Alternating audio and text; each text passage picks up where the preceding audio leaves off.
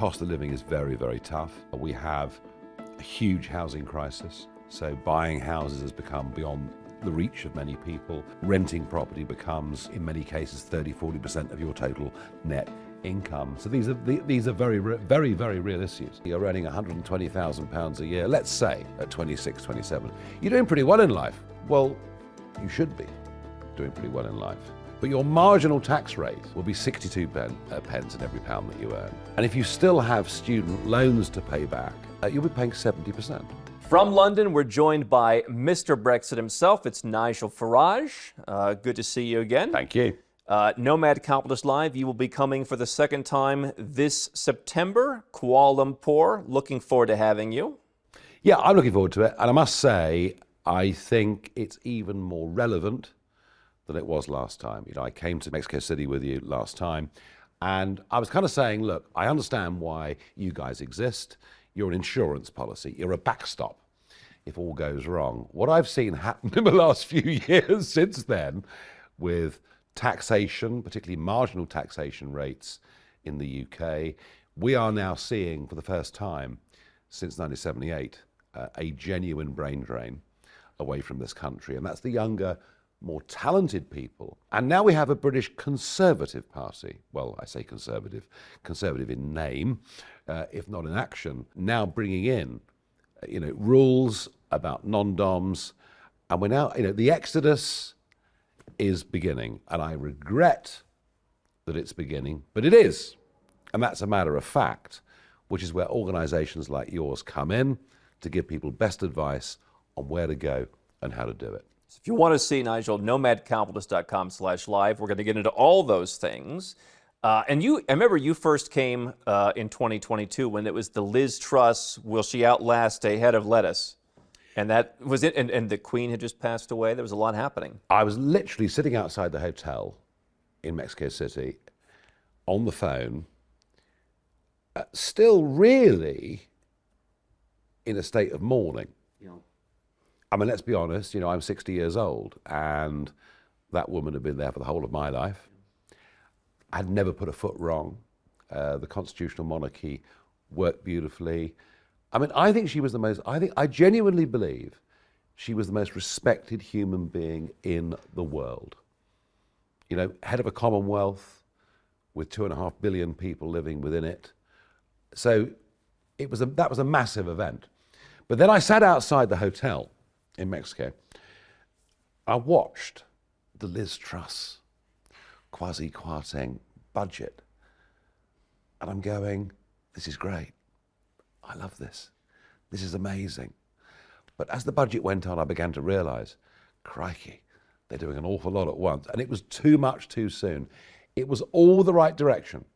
It was all about reducing the size of a state. It was all about giving people incentives through sensible taxation levels, not punitive taxation levels. All of it was right, but done perhaps in the wrong order, done far too quickly. And my goodness me, the International Monetary Fund, the Bank of England, all the globalist forces literally got together to condemn, smash the budget. Unbelievable. The Bank of England sold UK bonds on the eve of the budget. I mean, a willful act from the Bank of England to destabilise an elected British government. Quite extraordinary things that went on. So yeah, my last trip with you was a very dramatic time. But it kind of, in a way, what Liz Truss, and it was done, and I like Liz, but it was done naively. In a way, what she was trying to do was to make people not need to go to Nomad Capitalist. But in effect, the fact that her budget was smashed. That is one of the hard things. I mean, for me, you observe what's happening in the world. I grew up 25 years ago learning, hey, the United States, probably towards the end, things are going to get a little squirrely. We cannot want that to happen. But I think people get stuck in the idea of, well, I don't want it to happen, therefore I'm just going to stay around and bury my head in the sand. I think you can not want it to happen and also be prepared. The plan B now, as you say, becoming a plan A. Yeah, I think that's right. I mean, I think, look, having a basic insurance policy for anything in life makes sense. If things go wrong, where do we go? What do we do? But I think it's now become an active reality. I mean, Think about this. You know, you're a young person, you're 26, 27 years old, you're well qualified, you're working in Canary Wharf in London for one of the big accounting companies or whatever it is. You've gone a couple of steps up the ladder, you're earning £120,000 a year, let's say, at 26, 27. You're doing pretty well in life. Well, you should be doing pretty well in life. But your marginal tax rate will be 62 pence in every pound that you earn. And if you still have student loans to pay back from your time at Oxford or wherever it was, you'll be paying 70%.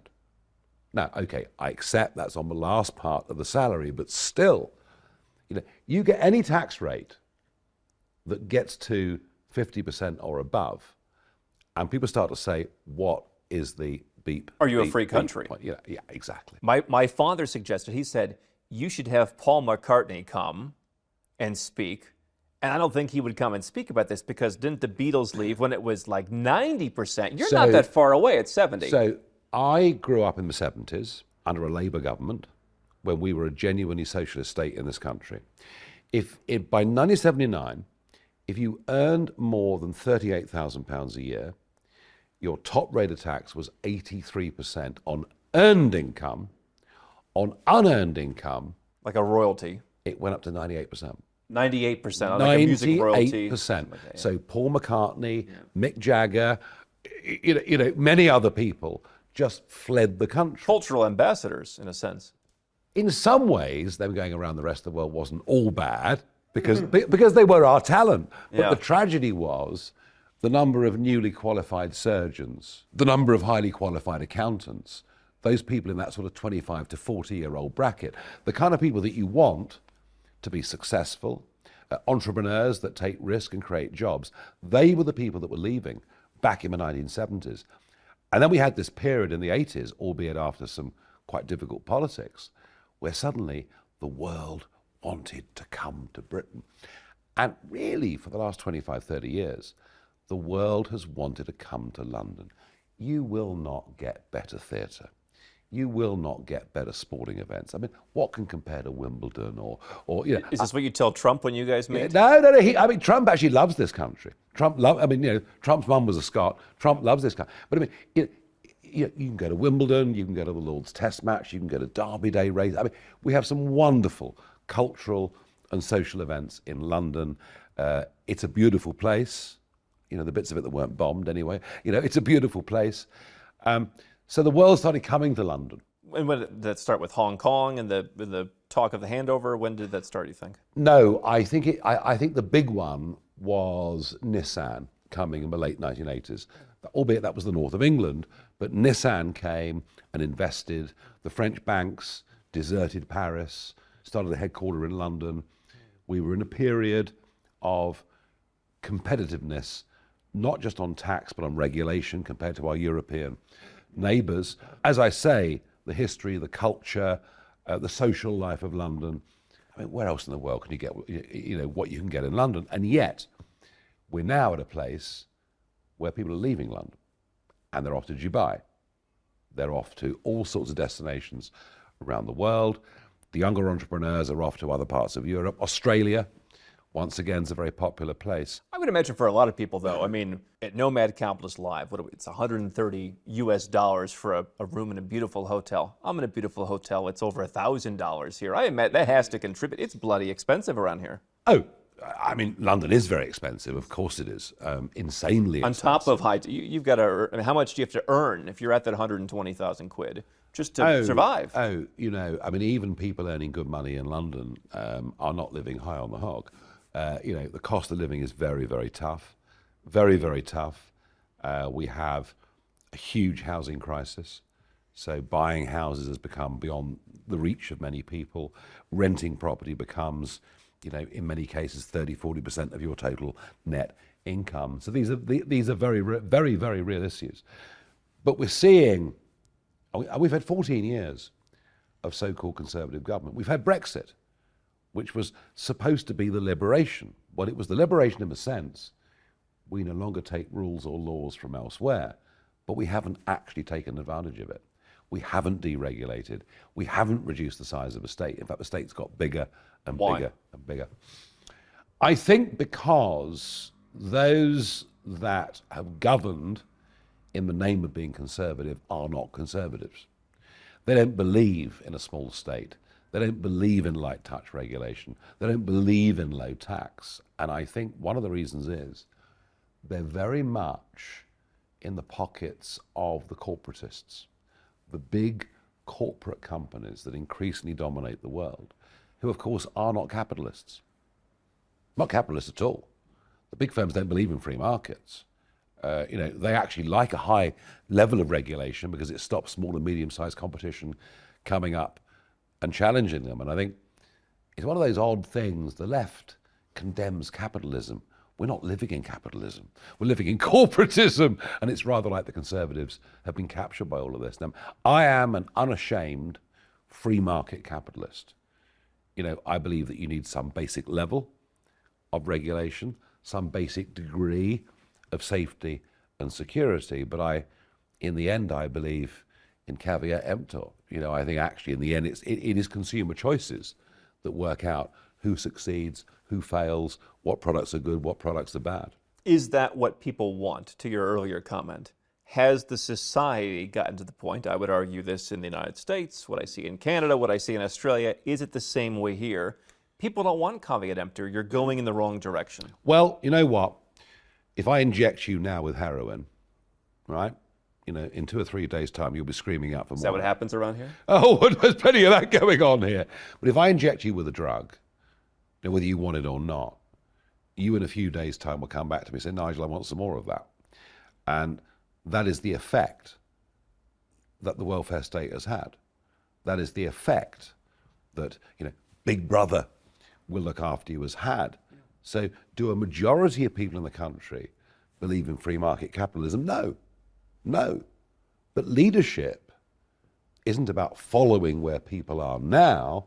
Leadership is about saying, guys, there's a better place we could be, where you'd be freer, where you'd be richer, where you'd be healthier. That's what leadership needs. And at the minute, we have politics across much of the Western world that is more about followership than it is about leadership. Yeah, I think that's very well said. The non-dom tax regime, for those not familiar, remittance-based system. You have money overseas.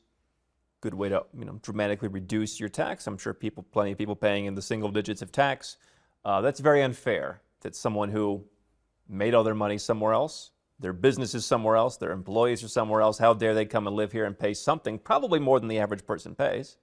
But yes. Now it's over. Yes, it's over. I mean, the non-dom thing has worked very well for this country. There are some that perceive it as being unfair. But look, the top 1% of taxpayers in Britain, and the non-doms are part of that, the top 1% of taxpayers in Britain pay 30% of all tax revenues. That is a very important number. Still less than the U.S. Yes, but it's still a very important Very number. important. And if you get rid of rich people, if the non-doms decide to leave, if the entrepreneurs decide to base themselves, in Dubai or Dublin or wherever it may be, that doesn't help the poorer in society. And again, these are arguments of leadership.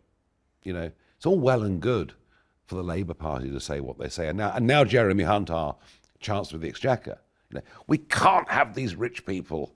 They must pay more tax. Well, they don't pay more tax. They leave. Yeah, if you're a non-dom, you're probably not from here. And why? In most cases. In most cases, yes. In most cases. In most cases, I live in different places. If someone said, I'm going to charge you 69% tax, at a certain level, there's no place on earth that's worth paying 69%. Maybe at some level, when you make 10, 20, 100 million. No, even so. No, even so. Even so, whatever you make. Sure. The tax, it has to be seen. Taxation rates, whether they're on earned income or investment income, whatever they may be, taxation rates have to be seen to be fair and reasonable.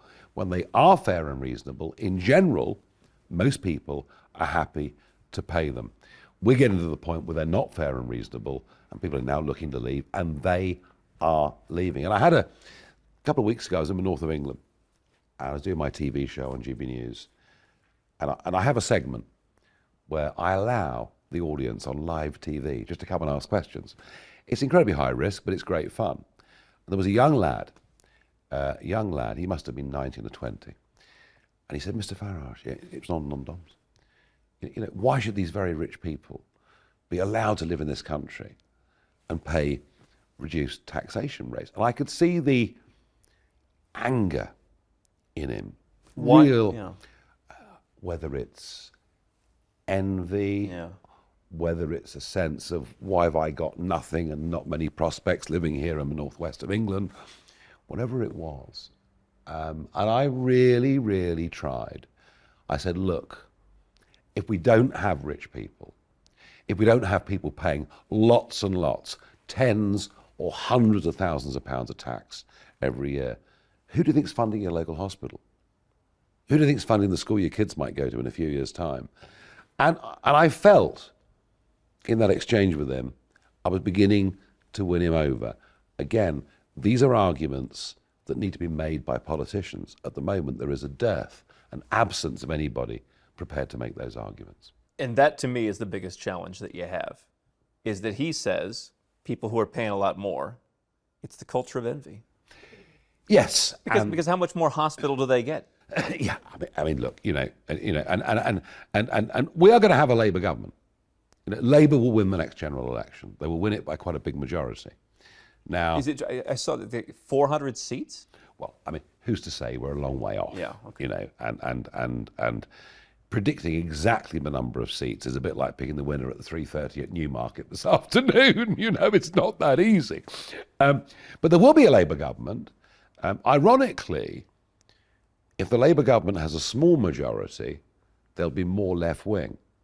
If they have a big majority, the hard element can actually be kind of watered down and not hold the sort of Damocles over Sir Keir Starmer's head. But we've had 14 years of so-called Conservative government. The tax burden now in this country is the highest it's been since 1948, and that was after a war that literally bankrupted us. We bankrupted ourselves to save the freedom of Europe, and they've never thanked us, but never mind, that's another story. And the tax burden goes up, entrepreneurship goes down, productivity goes down, the quality of life goes down, and GDP per capita goes down. We are not in a great place. Even for me here as a tourist, no more VAT refund. I know. Why would you come and buy a watch, come and buy a bag, you get nothing? No. I mean, and this. Why would you come here? This was part of the trust budget. Part of the trust budget when I was with you last was to say, give foreigners a refund if they want to buy, a watch or some sort of high-end. No. That's all wrong. It's being nice to the rich. So we'll say no to the money, make the poor pay more in taxes, and they can go to Frankfurt or Paris and buy their watches. I mean, it's madness. My theory in this is, you're saying, back in the late 80s, you wouldn't move to Kuala Lumpur. All these new places were not options for people to go. There was no Dubai. Nope. Are these politicians just stuck in that era where, I always say California's governor would say, where are you going to go? You have to buy your watch here. There's 100 places you can buy your watch here. I feel like they're stuck in that. Yeah, well, look at California. Where are you going to go? Well, look at California. They've fled to Dallas in Texas, to Austin in Texas, to Colorado, to Miami. People do move. Why? I think it's a lack of moral courage. I think that political leadership is about being ahead of where public opinion is at a moment in time. And you say to the populace, this is where we are. But I think this is where we need to get to. And here's why. And it's the art of persuasion. It's the art of saying this is a better path to take than sitting still in the middle of the road where we are now. And great leaders do that. Thatcher was a great leader in that sense. And to be fair to him, Blair was as well. Blair never hid what he was doing. Blair would come out and tell the British public, we're going to war in Iraq and here's the reason why. Now, we may question the reason why later. And I suppose to some extent I was, in a way, because, when I was saying we're stuck inside this political union in Europe, It's denuding us of our sovereignty, of our birthright, in a sense, to govern ourselves, and that's why we need to leave. When I was propagating that, I mean, this was a minority sport. I mean, it really was. But I was consistent in that view, and gradually, by encouraging people to go in that direction, people did, and we got a majority that endorsed it. But I'm afraid the Western world is full of political figures who are in politics for a career, as opposed to being in it for a calling, and they will mirror where the focus group is today to say, I'm in touch with the people. Who are the real leaders today? Across the Western world, there are very, very few. I would argue, whether you love him or hate him, that Viktor Orban is a strong national leader in Hungary. Right. You know, there is he believes in a Hungarian identity, that it should be protected. And, you know, you might say he's a bit authoritarian, but he's a strong leader. And you know, this may be controversial, but I make no bones about it. You know, Donald Trump is a friend of mine. And for all his New Yorkness, you know, for all he's out there, and sometimes, yeah, I get it, he's a bit brash, he can be a bit loud. You know what, New Yorkers are just a bit like that. But I do think that Trump proved to be on the world stage a very good leader. I think that the Abraham Accords were an incredible achievement. I think getting Arab states to sign accords on peace and on trade with Israel was an incredible global achievement. And the fact that Saudi Arabia were about to join that club is, I believe, the reason that Hamas launched that attack on the 7th of October last year. You know, worried that Trump may come back into the White House, worried that Saudi Arabia might start to join that pact. I think that was a big success. I think that what he did in conjunction with some of the Republican governors of the states in America, with what we call, you know, in textbook terms, supply side reforms. I mean, Georgia, you know, the state of Georgia, you know, for 2 or 3 years in a row was averaging 4.4% growth rates. Incredible. But it proves the point. If you lift the burden of regulation off the backs of ordinary folk, if you say to them, look, get out there, take a risk, have a go, they'll do it. But I'm sorry to say that, you know, rather like your comment earlier, is this what the public want? No, this isn't even part of the national conversation at the moment. I think, to your point, you don't have any leadership. People, they follow the polls, they don't create the polls. That's right. And it's remarkable how human beings respond to good leadership, to strong leadership. It's remarkable. People want to be inspired. Yeah. They don't want to be cheesed off. They don't want to be upset. Was Thatcher the last to do that here? Thatcher's job was to smash a broken model. And a lot of eggs had to be shattered to make that omelette.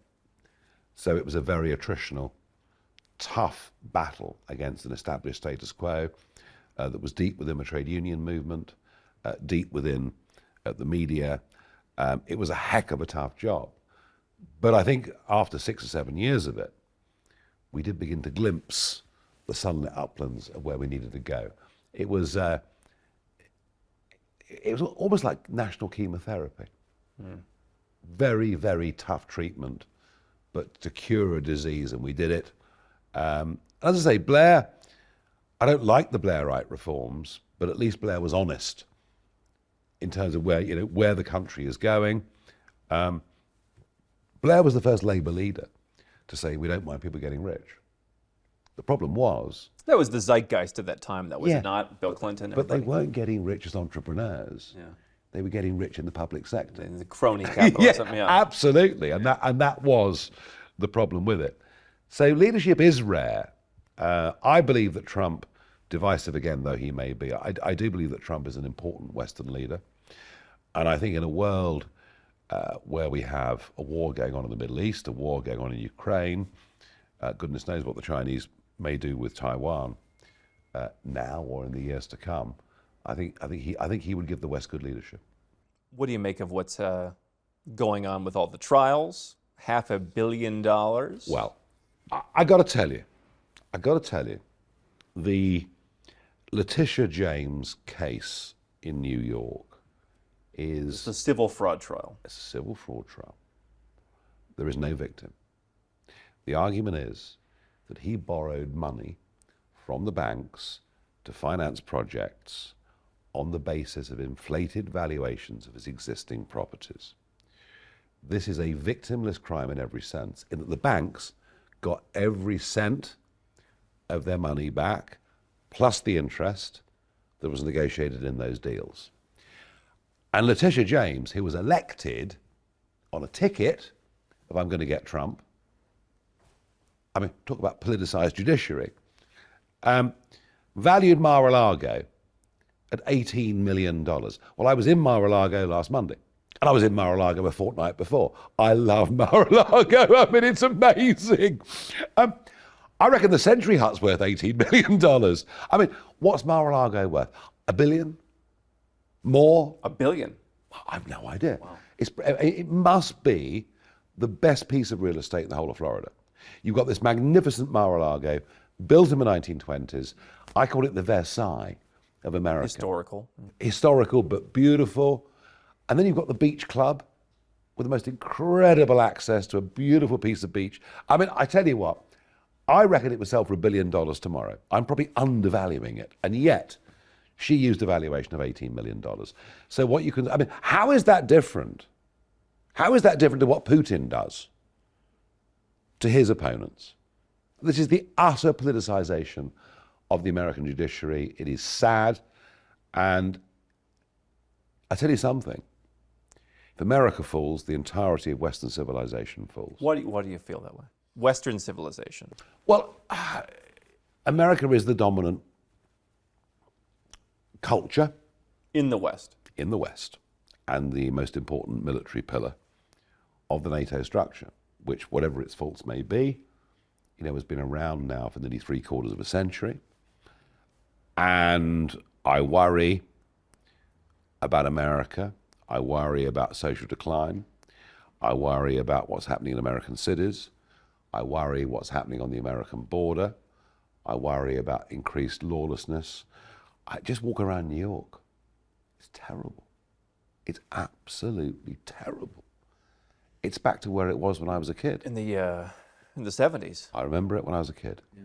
It was a dangerous, awful place.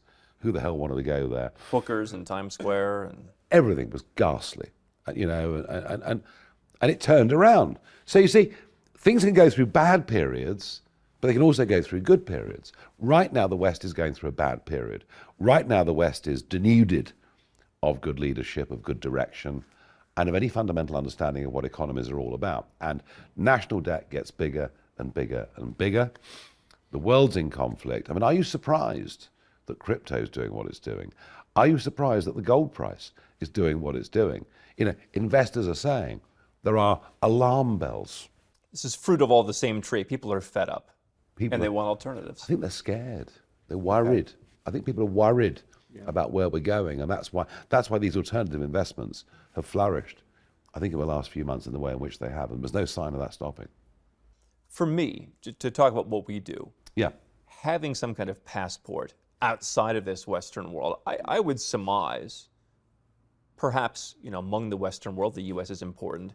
I wonder how much of an impact in Thailand or in Argentina, where they have the new president. I wonder how much of the impact, some impact, no doubt, if the U.S. falls. And I don't know that the U.S. entirely collapses. No, I don't mean it quite in that way. But, to me, I feel, I'm curious to hear your thoughts, if you're in Montenegro, if you're in Argentina, it's probably a little bit less of a ripple because those places have never been as connected.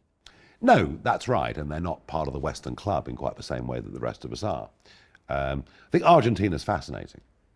And I think the man with the chainsaw, the funny hairstyle.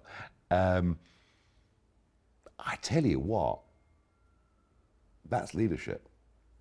That's leadership. Oh, yeah. Yeah. Here's what we're going to do. Oh, yeah. It's not going to be popular at first. And these guys always get in. And then it's like, can you believe he didn't appoint every, deputy ambassador? It's like, yeah, that's what he told you he was going to do. He is amazing. And I mean, this is like Thatcherism on steroids. I mean, this is incredible. cutting and slashing public expenditure, doing all the things that he's done. I've really, really got my fingers crossed for him and for Argentina. I really have, and I'm beginning to, I mean, I know this is not an investment show, but I'm beginning to think about buying Argentinian bonds as an investment. Let's move to Argentina. Yeah, but you see, yeah, okay. I get it. I get it. I mean, because I have emotional ties, I like cricket and things like that. No, I mean, look, what he is doing is amazing. And I'd love to sit here with you in 2 years' time and we both say, wow, this worked. I think he's got a better than 50% chance of succeeding, of turning Argentina around. He did say we should take the Falklands back. Well, we'll have to deal with him on that one. By the way, they never had the Falklands. Let's take them in the first place. They never, ever had the Falklands. One of the great misnomers with all of all this. They're leaving the comments right now. They never had the Falklands. But I'm sure we can do a deal with him on that. A little local scuttlebutt. You're on GB News. Yeah. Is this like the Fox News of the UK? What is this like? Yes and no. I mean, it is a challenger to the established broadcasters. The BBC. We've got the BBC, we've got Sky, and a bit of ITV. Rupert Murdoch, shortly after GB News launched Talk TV, with Piers Morgan as the superstar, the highly paid superstar. Talk TV is now closing. Piers has gone. And GB News goes on from strength to strength. I could show you numbers for 50% of the last 2 weeks, where my evening show from 7 till 8 gets more live viewers than the BBC, Sky and Talk added up together. So we are doing really, really well. We've been the fastest growing news website in Britain for the last 10 months in a row. We're doing really, really well. If people are so fed up with the BBC, for example, why wouldn't a Talk TV with Piers Morgan? I thought he's the controversial guy. He speaks up for what he believes in. No, Piers Morgan's controversial for the sake of being controversial. I always hear that. It's always Meghan Markle. That's what I hear. Yeah, but he wants to insert himself into whatever the big controversy of the day is. For opinion television to work, you actually have to have a consistent opinion and view that runs through everything you do, and he just doesn't have that. And maybe he's not quite as popular with the general public as he perhaps himself thought that he was. So yeah, we're doing very, very well on the numbers. We're doing very, very well on the influence. Where we're still struggling is an advertising boycott from day one from many of the big advertisers, on the basis that we could be too right-wing. Now, I mean, what is right-wing? Right-wing is just where the centre ground was 20 years ago. So commercially still a really big challenge, but in broadcasting terms, you're going very well indeed. You had, since we spoke, a little issue with a bank account. Yes, just a little bit. Amazing, actually. I'd been with the NatWest Group, Britain's biggest bank, for 43 years.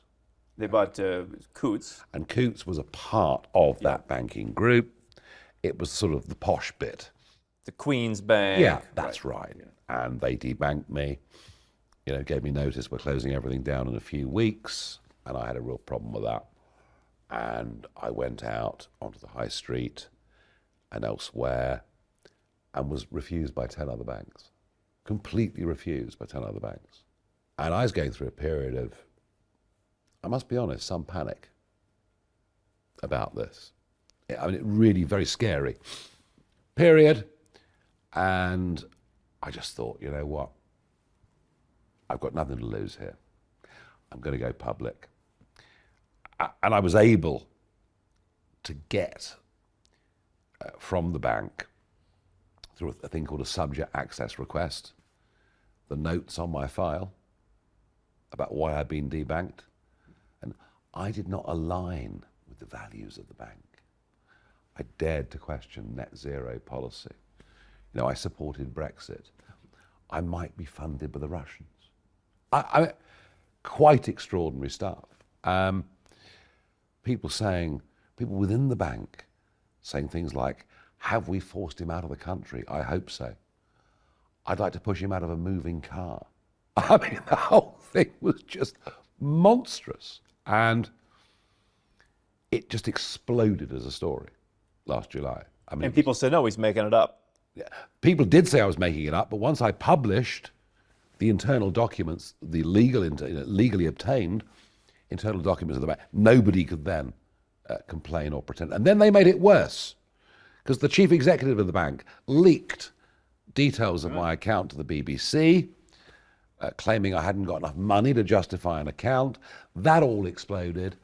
It's resulted in the CEO of NatWest going, the CEO of Coutts Bank going, the government promising this summer it will pass legislation to say that nobody should be debanked on the basis of their legally held.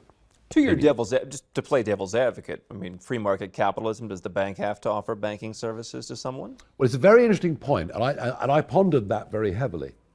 But I think that in the modern world, banking services are as essential as water and gas. You literally can't survive without them. Can't hold cash around here anymore. Well, this is also, what the campaign broadened into. The push for a cashless society, the link from that into central bank digital currencies, which the British government want to introduce with the Bank of England in 2030, albeit in an experimental form to begin with. But you can see the direction in which we're going, and the drive to a cashless society. Businesses that, if you're running a fish counter, your average sale is £8, £9. People give you a tenner. And you want to try and bank your cash, but you can't because the local branch is closed. They don't want your cash. The fact that up to 1 million people have been debanked in the last 4 years in Britain. So what really happened with me is most people who get debanked. You were the voice.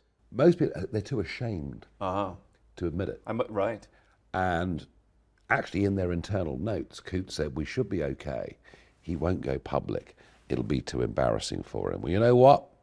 They took on the wrong bloke. And as soon as I put my head over the parapet, lots of other people appeared saying, yep, they've done it to us. This seems like the ultimate leadership, because I was thinking earlier when you mentioned leadership, to me, maybe the number one thing you need in human communication is consistency. Yes. And these people don't understand, because they're not authentic. The bankers and the corporate hacks that we both so dislike.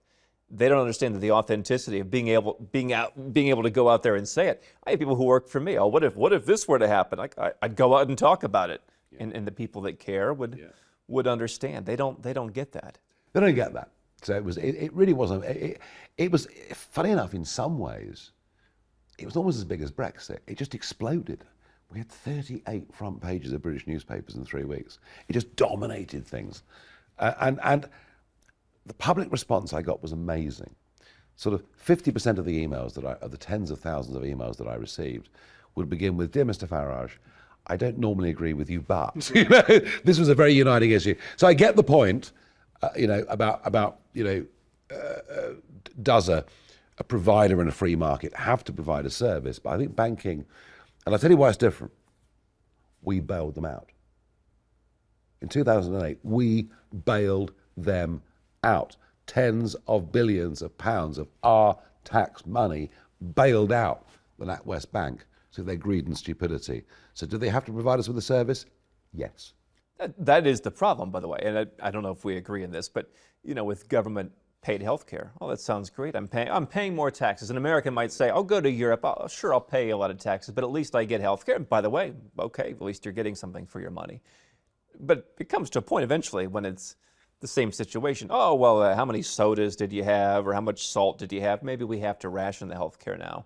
In the same way, isn't that kind of what happened with the banks? We have to step in, so now we have to control. So you just ruin the whole system. Yeah, I mean, look, in any capitalist system, you have to let people go bust. And it shows you how far we've moved away from capitalism, that we came and bailed the banks out in the way in which we did. And if you have a regulatory regime that makes it too expensive and too difficult for newcomers to get banking licenses, what do you expect? Well, that's the other point, right? If you look at a lot of the Western European countries, all the fintechs, there are some here, fintechs here, but a lot of them go to Lithuania and elsewhere. Look, it's too hard. Good luck to the fintechs, but good luck to the fintechs, but the fintechs can't provide a lot of basic services. You brought, and actually this is one, yes, that we agreed on, because we have digital nomads who watch us and they get a little bit of, and they use the fintech. Yeah. It's not as robust if you're running a business, if you have a lot of, deep financial needs. No, and it doesn't, and they can't pay you interest on current balances. I think some do now. Maybe not here. Very, very few. They can't do loans. And that's a problem because, any business has a cash flow issue from time to time. You may need to take a sort of temporary, 100 grand loan to keep the business going for a few weeks or whatever. If you weren't paying these crazy high taxes, you could set that money aside and loan it back to yourself. Well, that's true. No, I don't disagree with you. Go where you're treated best. No, look, I mean, the banks have been a classic example of, as I say, we bail them out when they're in trouble and they give us absolutely nothing back. And what the Farage debanking scandal has done is to open up a very big debate about banks and what they're for. The government have promised to put legislation in place, and I'm going to keep an eye on them to make sure they do. You think they'll do it? I think they are so desperate to do anything that might make them popular that yes, they probably will. What's going on with safety here? We're hearing, I just told you I was in Colombia, and people who've lived there, quite frankly, I don't feel unsafe there. People who've lived there their entire lives don't wear your watch around. Like don't use your phone. You're saying it's somewhat the same here in parts of London. It's exploding, and you can be walking down Oxford Street on a mobile phone. Chap on a moped comes up and just takes it out of your hand. That happens every day, hundreds of times. In the wealthier parts of London, Kent and Chelsea, some of the robberies and burglaries are now very violent, very unpleasant. People are followed back from an expensive restaurant. They're in a car, they're in a taxi, whatever, and they put the key in the door, and before they've opened the door, someone's boom on them. I was in a private members club in the West End in Marylebone not long ago. There was a prominent member, quite a well-known man, who had a sort of big, chunky Rolex on. And even though his driver was waiting for him opposite the other side of the street, the doorman said, "Sir, would you take that off, please? I really don't think you should leave this club wearing that." "What do you mean? The car's only..." No. They'll follow you. They'll follow you. They'll follow And you. it's very interesting. Denmark, last Thursday, published some figures of the percentage of crimes conducted in Denmark that led to convictions by nationality. Now we're entering onto thin ice here. It was extraordinary. You had to go down about 10 or 11 nationalities before you got to Danes. Now, that doesn't mean that everyone that lives in Iraq or Afghanistan or Romania or Syria are bad people. And that, of course, is how mainstream media would twist the comments that I'm making now.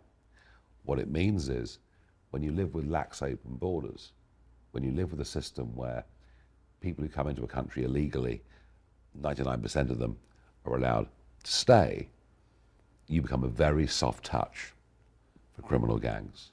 And most of the criminality in London that has risen in the way that it has is being conducted by foreign criminal gangs who very recently come to Britain. And that is the brutal truth of where we are. And absolutely nobody in mainstream media, existing old mainstream media or politics, is prepared to confront it. And why is that? Gutlessness. No leadership. Weakness.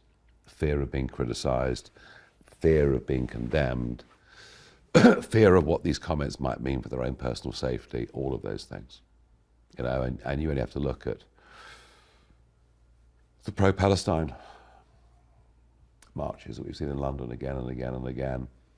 And just recently, the absolute betrayal of Israel by the British government, where we vote at the UN for a complete unconditional ceasefire for the whole of Ramadan, just to give Hamas a chance to rebuild. This is one thing with the UK and Ireland seem very, very opposed on. Ireland seems to be one of the most pro-Palestinian countries in Europe. What do you make of that? Yeah, it's true. It's true. They are. And we have traditionally been, of course, one of the most pro-Israeli. I mean, don't forget the Balfour Declaration was a British declaration back in 1917 that helped establish the principle, of Israel coming into being as a state. Irish nationalism has always been associated with Palestinian. They see a parallel, a very false parallel in my view, as to what's happening. But we now tolerate large numbers of people on the streets of London parroting, chanting slogans that are terrorist, chanting slogans that are frankly not very far away from being genocidal in their sentiment. And yet if you turn up to launch a counter-protest, you'll have 6 coppers knock you to the floor and put you in handcuffs. So this stuff is very, very disturbing. Very, very disturbing indeed. It's very controversial. Well, the West is pivoting, I think, don't you? Yes, I fear on that issue. I fear that it is, and I think there's a younger generation who have no understanding, or perhaps even belief, that the Holocaust was the end game of many centuries of pogroms, of terrible things being done to Jewish populations. The younger population almost don't believe it, have no connection with it. And the advance of radical Islam through many of our public institutions, and the fear that any criticism of it will lead to you being branded at best, or at worst, face physical abuse, has really, really moved the needle. Let's talk about where, again, our event, Nomad Capitalist Live, in Malaysia, a Muslim country, something that turns people away. One thing I always tell people is that what I've been told, and we've had people who are women, people who are of color, people who are gay. I go there, I talk to people, we have our own code of conduct for ourselves, the Malay Muslims. Obviously, there's also Malaysian Chinese, there's Malaysian Indian. Even they, do their own thing. For us, we have our own parameters. You do what you want. And you see a very liberal Muslim country. I think that's odd to a lot of people in the West who think Muslim country. I know. There is a lack of understanding here. I mean, look, I was in Marrakesh last year during Ramadan. Yeah. I was really interested talking to the drivers, the bartenders, the waiters about Ramadan, what it meant for them. I saw a day when people flocked to the mosque and the wealthier people in the village were giving money to the poorer people in the village. I talked to bartenders who said, to us, Ramadan really matters because we suffer a little bit. And that makes us think of others who are suffering. I thought, wow, this really is an incredibly caring, peaceful religion that these men and women are following and adhering to. So there is a responsibility on people like me too to deal with this issue correctly. And to brand anybody of the Muslim religion as being dangerous, and it would be a huge... Some of the kindest people in Malaysia. No, there's no question about that. The worry is the radicalization that has come in to parts of that religion. The fact that the religion itself doesn't have a leader is part of a problem. The Catholic Church has the Pope. What's left of my church, the Church of England, has the Archbishop of Canterbury. The fact there is not a sort of leader overall of the Muslim religion itself, I think, is one of the difficulties. Many argue for a reformation to take place. But no. We mustn't get this wrong.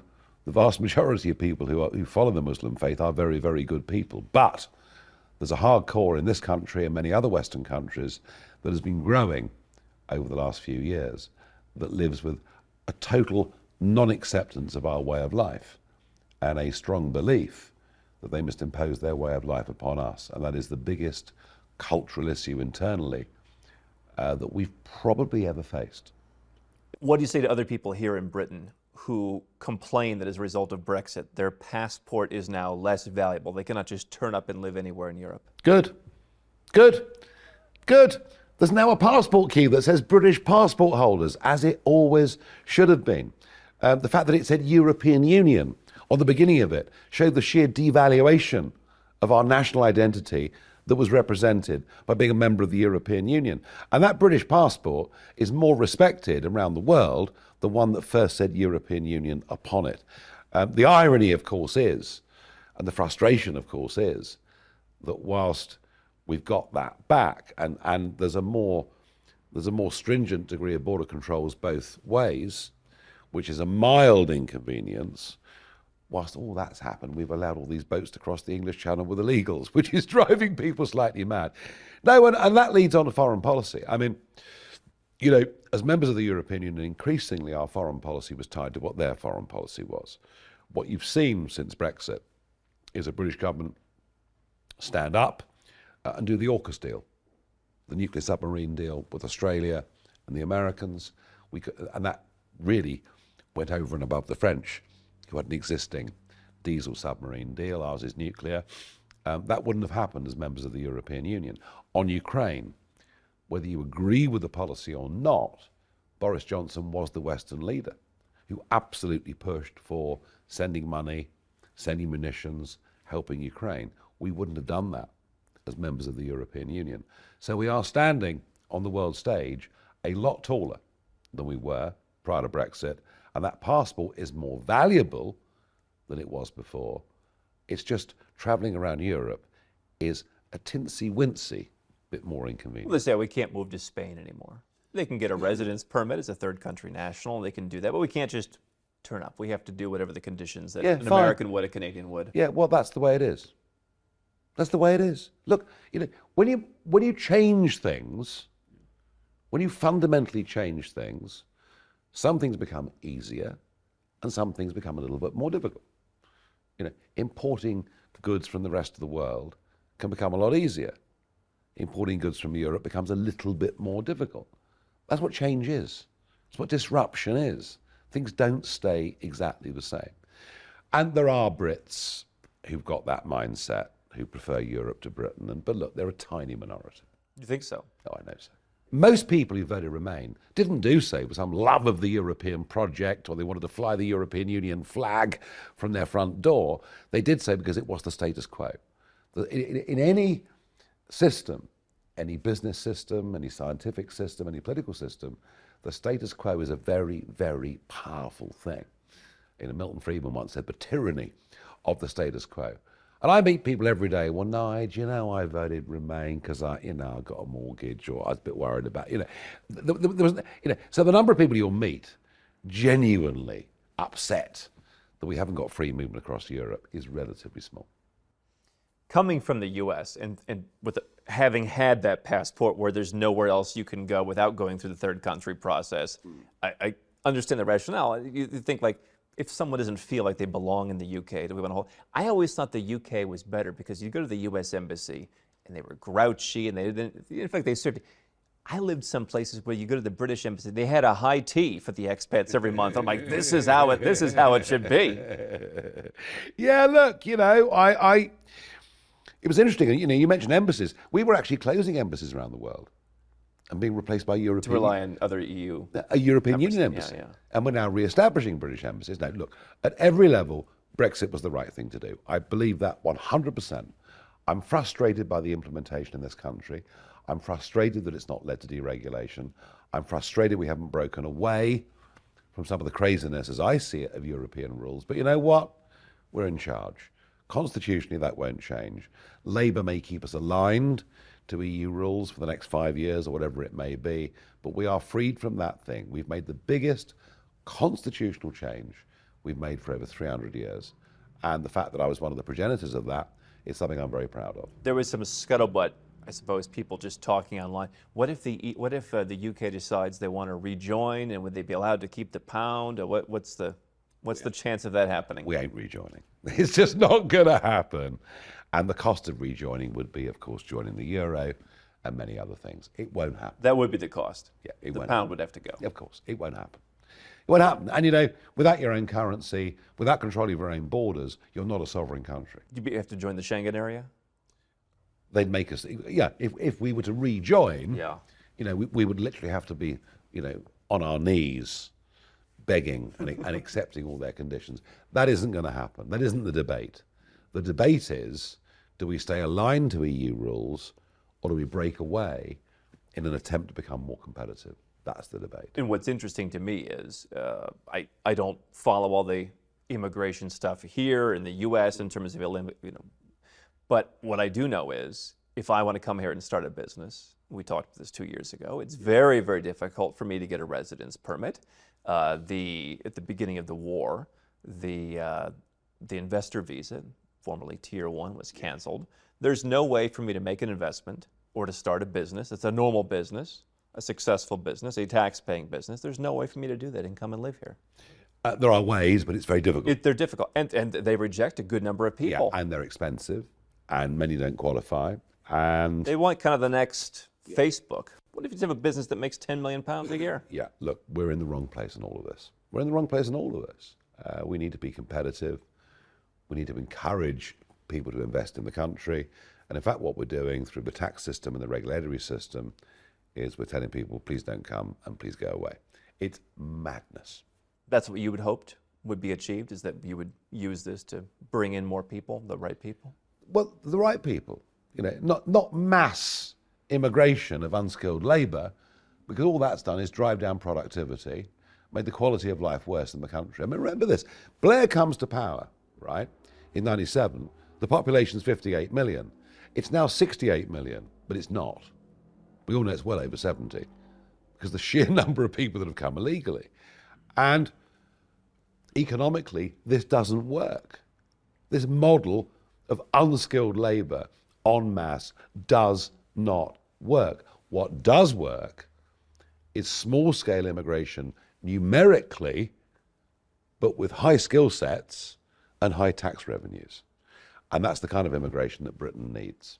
I will say I got my hair cut today by an Albanian woman down the street. And I take a little bit of umbrage with you. I think you talk about the Albanians coming in. Some of the most beautiful women probably anywhere in the world. I don't know what you're complaining about. I'm not sure that excuses everything, but yes. Well, no, the Albanian thing. levity. No, the Albanian thing was a joke. Albanians were claiming asylum here, crossing the channel in dinghies and claiming asylum here. I mean, this is a NATO country, an applicant member of the European Union. They shouldn't be claiming asylum. That was ludicrous. To that point, I remember when you were with us in Mexico City, we had 5 Georgians out of 6 who tried to come, who, because there's some dolts from the village that go and claim asylum, or that go to Mexico and then try and run into the U.S. Oh, we don't want any Georgians. You could be the chief financial officer of a company, but they don't differentiate it, and so I mean, that to me is what stands out, is that it hurts the good people who have that passport. Yeah, no. I mean, look, we are living in a world where, let's face it, those who have the money and those who have the entrepreneurial ability, are relatively free to move around the world. Have choice. Have choices. And you're here to provide choices and advice and guidance to those people. And this may be terribly unfair, but the truth is that ability to move freely at will just cannot be available to 2 or 3 billion people in the world. It just can't. It won't work. It doesn't work. Even the specimens we've seen of it, of a couple of million that have crossed the Mediterranean, have led to all sorts of social dislocation across Europe. Now, it's an unfair world.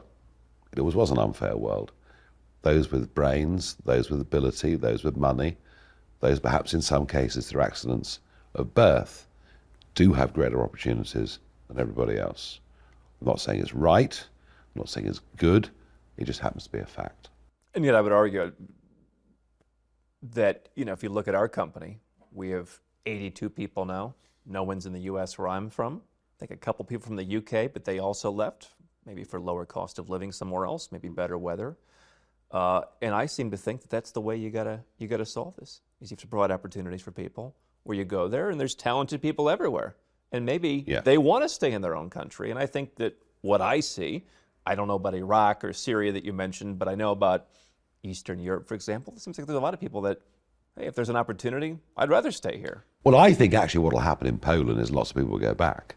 I think Poland is their wages are approaching Poland's emerging. UK. Yeah. Poland's emerging, as a growing, successful country that's kept its national identity quite strictly. It's on the up, and people will start going back. Are you less bullish now that they had a very kind of Orban-like the Law and Justice Party? Are you a little bit less bullish that they're now out?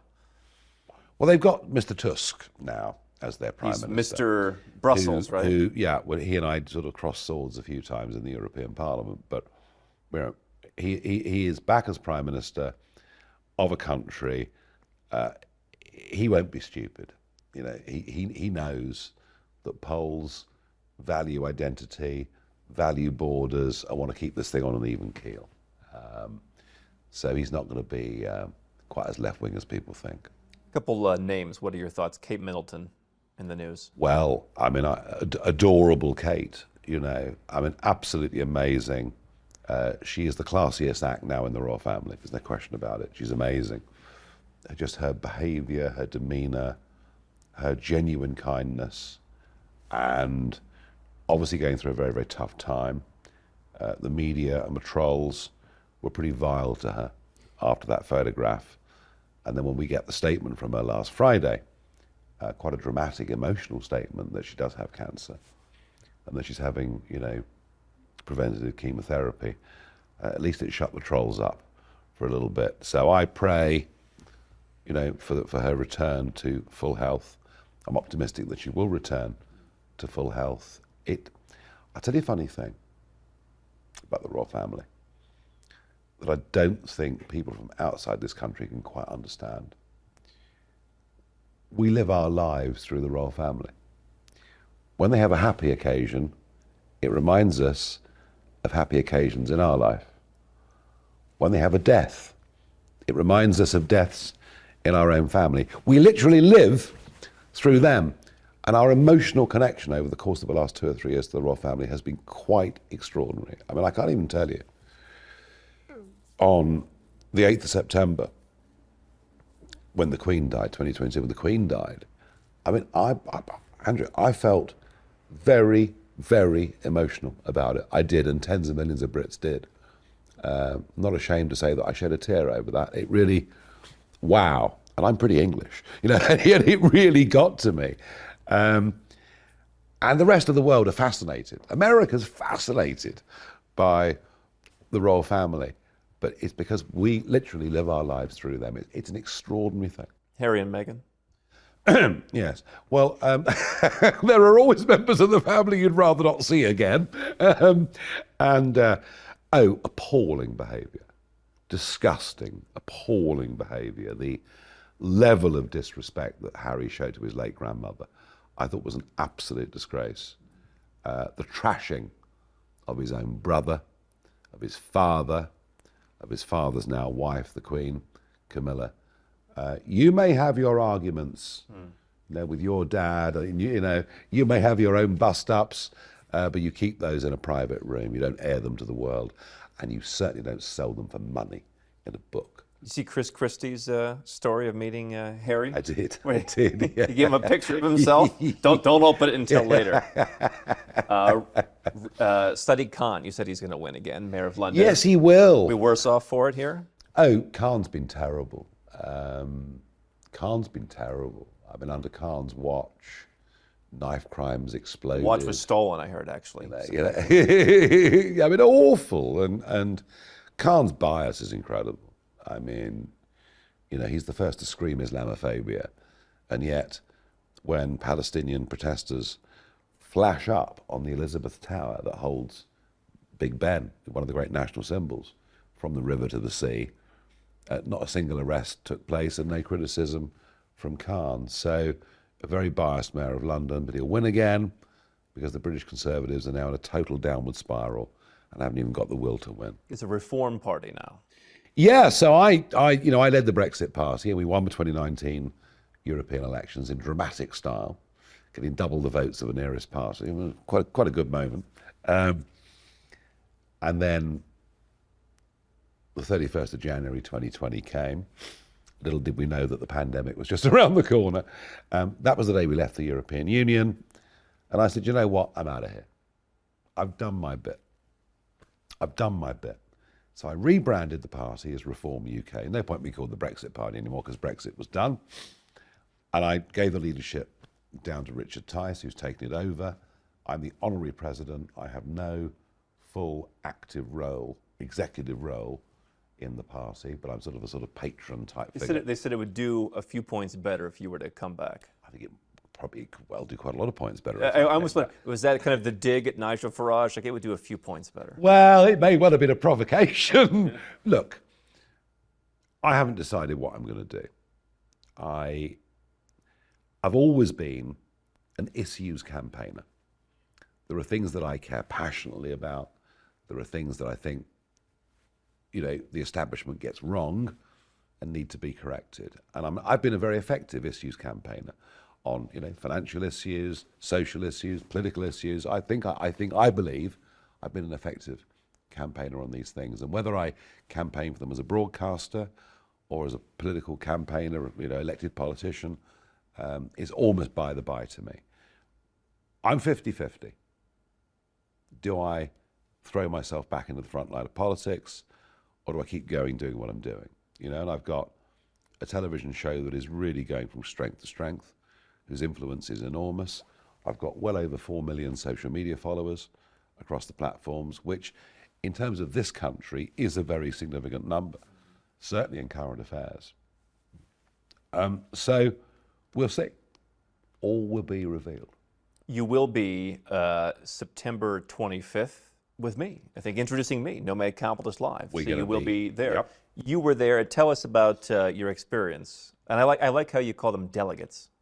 Well, they were delegates, weren't they, that turned up in Mexico City? And, these are people who, some of them are devotees of Nomad Capitalist, others are complete new boys and girls who are coming along to listen to what you say.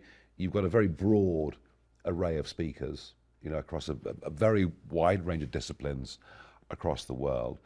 As I say, what I learned from my trip to Mexico City with you was that you are a very important insurance policy. And for anybody that's got a business or a creative idea or some wealth they might have built up, it makes a great deal of sense to come and listen to what you have to say. Whether that actually translates into saying, right, I am going to move to another part of the world. I need real, legal advice, insurance advice, how I do it, and they come to you guys who've got the expertise to help them do that. But I think it's an insurance policy, but I think it's now one that is becoming a much stronger option than it was just 2 short years ago. And I think that I'm sure, that Kuala Lumpur is going to be a huge success, and I'm looking forward to being there. What I loved about last year in Kuala Lumpur, the first time we did it, was an even more diverse group in terms of where they're coming from. People from Singapore, more Australians. Yeah. You're outside of North America, I think you're equidistant, if not closer to everyone else in the world. We really got a great group. To me, that's what you want to see. You want to know where the opportunities are. Yeah, no, absolutely. And a world that's changing rapidly. Parts of the world going up, parts of the world going down. I found the whole thing a great experience last time around.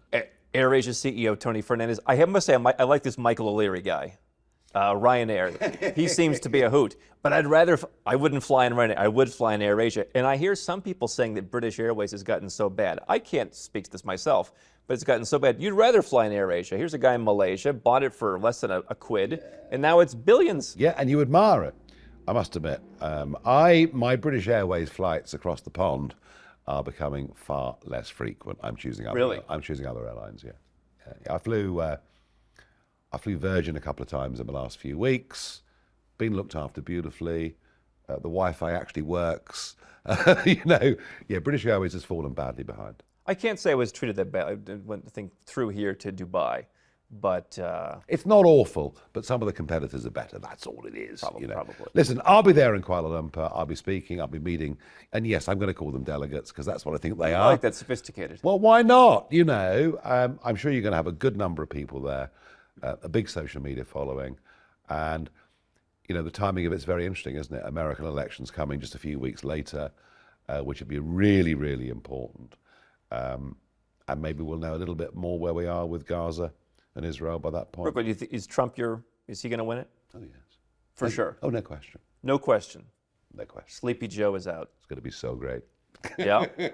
No, I think that Trump is, he's more electable now than he was in 2016. Really? Yeah. Yeah, definitely. People see past all the other stuff. I think that the attack on him by the judiciary just says to independently fair-minded people, this is wrong. Just plain blooming wrong. I think the border is an issue of national security. I think the huge increase in crime in American cities, all of which are run by Democrats. Just look at San Francisco. Is that where you want America to be? I doubt it. I saw a bridge collapsed just the other day. And it was just Quite extraordinary, and we haven't got to the bottom of that. Had it been a suspension bridge that collapsed, I would have understood it. But this was a bridge with a series of pillars across the bay in Baltimore. Why one section being hit has collapsed the whole bridge? I'm not a conspiracy theorist, but it totally extraordinary. Totally extraordinary. and you say, well, how come the infrastructure in Dubai is so great and they don't tax personal income? But what does the U.S., how does the UK have an excuse? I just don't. Anyway, Nomad Capitalist Live, you'll be there with us. I will. This September, nomadcapitalist.com/live. If you want to lower your taxes, you want to learn about the Plan B, 4 great days. And we'll be sipping, I don't know if it's Farage gin, but we'll have a gin and I will make sure a couple of cases of Farage gin are couple of sent. cases. I'll certainly do that, no problem at all. Yeah, look, I mean, like all these things in life, it's important, it's educational, but you know what? It'll also be fun. So, Andrew, what happens this September in Kuala Lumpur? So we have a 4-day event. People come from all around the world. It is how to lower your taxes. It's how to get a second passport. It's where to protect your wealth. It's how to protect yourself from some of the craziness that's going on around here, how to be more safe. I know that's one of the things you talk about. Yeah. It's Nomad Capitalist Live, and I know you'll be on stage with me opening night, talking about how to claim your own sovereignty back. We'll be sitting with the VIPs, you, me, and Hatia. We'll be sipping Farage gin in Malaysia. Nigel Farage, good to see you. Thank you very much. Here in London.